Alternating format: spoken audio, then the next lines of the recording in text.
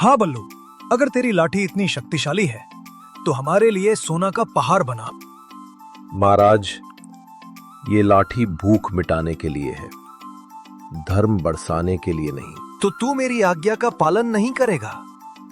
महाराज, यह गरीब है, इसे थोड़ा दबाव दीजिए, ये सब कर देगा। बल्लू के मन में उथल पुथल मच गई। माई की बात याद आई। लाठी तेरी परीक्षा लेगी। उसने सोचा, अगर सोना निकाल दूं तो राजा खुश होगा और गांव को फायदा मिलेगा। महाराज, मैं कोशिश करता हूँ। उसने लाठी जमीन पर पटकी, मन में ख्वाहिश की सोना आ जाए। लेकिन जैसे उसने ही ऐसा किया, लाठी भारी हो गई और उसके हाथ से नीचे गिर गई। धोखेबाज, हमें छलने की कोशिश की। अगर तेरी लाठी काम नहीं करती तो ये सब दिखावा था। नहीं महाराज, मैं झूठ नहीं बोल रहा। ये लाठी सिर्फ जरूरत के लिए है, लालच के लिए नहीं। लेकिन राजा का गुस्सा शांत नहीं हुआ। दरबारी ने भी शक जताना चालू कर दिया। कालूराम मन ही मन मुस्कुरा रहा था, क्योंकि उसकी चाल कामयाब हो रही थी।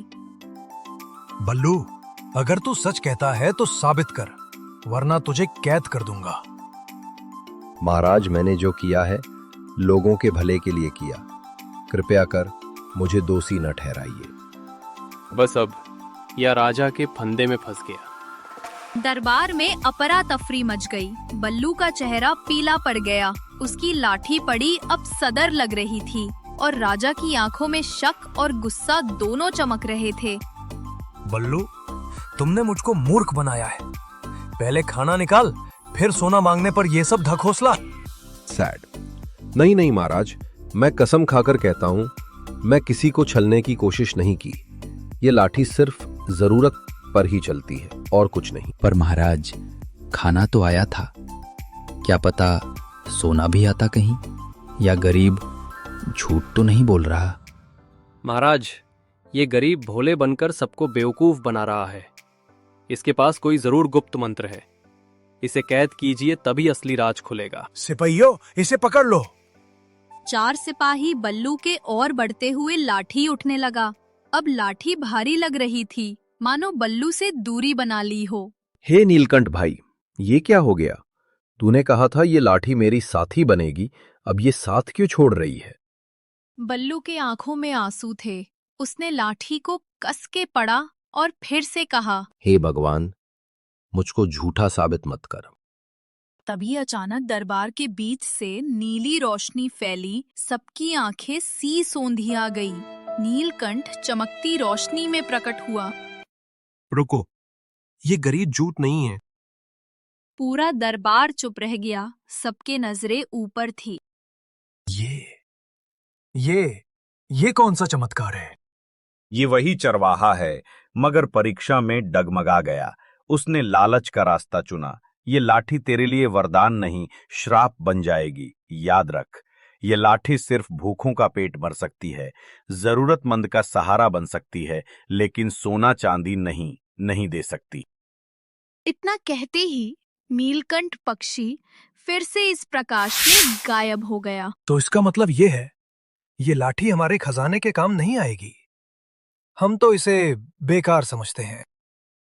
महाराज, ये गरीब झूठ है। वरदान वाली बातें सिर्फ दिखावा है। अगर इससे अभी नहीं रोका गया, ये पूरे राज्य और गांव को उलझा देगा। बल्लू, तू और तेरी लाठी आज से मेरी नजर में गुनहगार हो। अगर तूने फिर कभी कोई चला चली तो तेरी जान भी चली जाएगी। सिपाहियों ने दरबार से बाहर कर दिया। उसकी आंखों से आंसू बह रहे थे। हे भगवान, मैंने तो सिर्फ सबका भला चाहा, पर सब अब मुझे धोखे पास समझ रहे हैं। तभी उसकी माई बल्लू के पास आती है। बाहर उसका इंतजार कर रही थी। बल्लू बेटा, ये क्या हाल बना लिया है तूने अपना? मैंने कहा था दरबार की चमक दमक में मत पड़। माई, मैंने गलती कर दी, मैं भूल गया था। ये वरदान लालच के लिए नहीं है। बल्लू माई के साथ गांव लौट रहा था, लेकिन अब गांव वालों का नजरिया भी बदलने लगा था। पर देखो देखो, बल्लू वापस आ गया। सोने का पहाड़ बनाने चला था और दरबार से लात खाकर लौटे हैं। राजा ने तो साफ कह दिया कि सब धोखा है। और हम क्या थे, सब इसके पीछे पीछे दौड़ रहे थे। हमें तो उसने बेवकूफ बना दिया था कि ये कोई देवता है बसे, तो सिर्फ चालबाज निकला। आप हमें पहले लाठी से चावल रोटी दिखाएगा, दुखी धूल झड़ेगा। कल तक जो उसके पैरों में गिरकर आशीर्वाद मांगते थे, आज वही उसे झूठा धोखेबाज और चालबाज कह रहे थे। भैया बहन, मैं झूठ नहीं हूं। ये लाठी सच में वरदान है। मैंने तो सिर्फ भूख मिटाने के लिए इसे इस्तेमाल किया। मैंने कभी किसी का बुरा नहीं चाहा था। अगर सचमुच वरदान है तो दरबार में क्यों नहीं चला राजा? झूठ झूठा होता है क्या? राजा से बड़ा सच, अगर तेरी लाठी सच होती तो आज मेरा गांव सोने से चमक रहा होता। अगला भाग देखने के लिए चैनल को सब्सक्राइब करें।